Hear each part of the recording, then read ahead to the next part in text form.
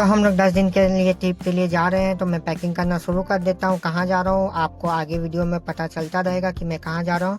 Hey guys, this is Tauseef. तो मैं सुबह सुबह उठता हूँ तो सोचता हूँ थोड़ा एक्सरसाइज कर लूँ, लेकिन याद आता है कि मुझे पैकिंग भी करना है। तो दरवाज़ा खोलता हूँ तो यहाँ पे स्माइल फ्रेश दिखता है, जो कि बाबू का होता है। फिर मैं नाश्ता कर लेता हूँ। फिर यहाँ पे ट्रॉली भी हमारी आ जाती है। फिर मैं सारा कपड़ा को निकाल लेता हूँ पैकिंग करने के लिए, लेकिन समझ में नहीं आ रहा था क्या करूँ। तो सारा कपड़ा को डालना शुरू कर देता हूँ, क्योंकि 10 दिन का बहुत लंबा ही ट्रिप है। तो सारा कपड़ा को मैं पैक करना शुरू कर देता हूँ। और जब हमारा पैकिंग हो जाता है तो अच्छा वाला रिलीफ वाला सीन आता है कि अच्छा लग रहा है, लेकिन फिर याद आता है कि मैं तो नहाया ही नहीं हूँ।